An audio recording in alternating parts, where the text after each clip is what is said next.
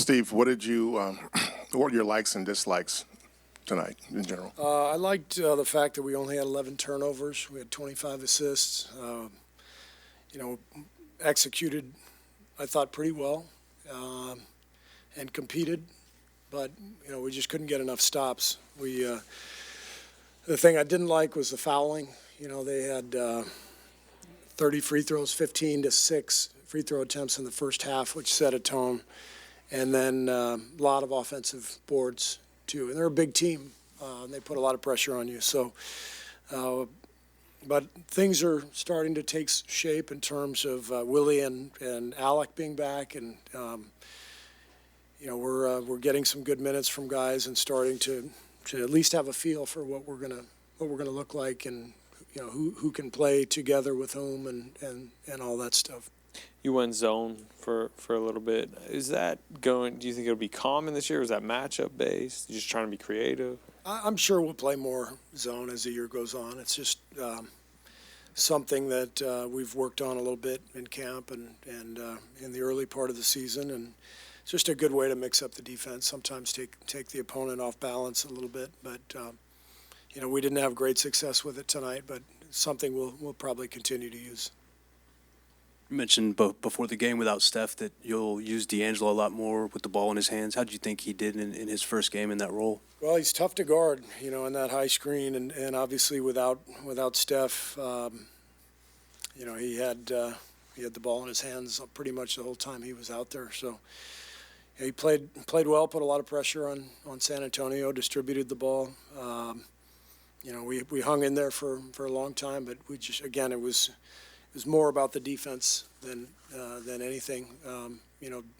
We defended decently at times and then gave up offensive boards, and then we defended pretty well on other possessions and then fouled late in the shot clock. So those are areas that a young team can make big strides with, and that's got to be part of our focus. Steve, you were talking before the game about the idea moving forward of being able to manage Draymond and manage his minutes and when he plays, when he doesn't. Is that 34, 35-minute mark about where you'd like to keep him moving forward now? Not more than that.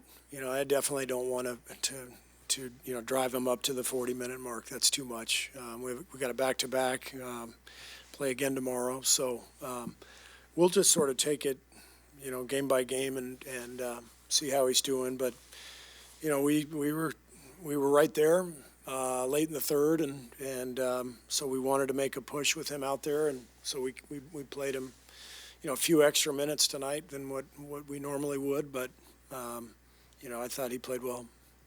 How different just does this all feel? Obviously, lighter media crowd, just kind of lighter expectations in the building, that sort of thing. I just want to congratulate those of you who stayed, and I appreciate your dedication. I see who's here and who's not, so thank you. Steve. That was kind of my drop the mic. I know you wanted to roll out, but I can't let you go just yet. D'Angelo took 24 shots in 33 minutes. Do you need him to be that aggressive with his shot?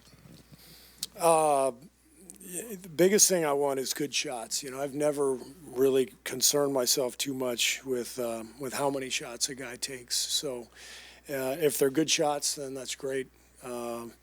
He might have taken a couple that I wasn't thrilled with, but he's also a guy who I'm going to give a lot of leash to because he can get hot in a hurry, and he's a player who has proven that he can make a lot of plays, and it's been my experience with this team that guys like that, you let them take a couple bad ones, but they're the point of all the execution and the offense is to try to get the best possible shot, and I didn't think we always got that tonight. So we'll look at that and try to continue to improve.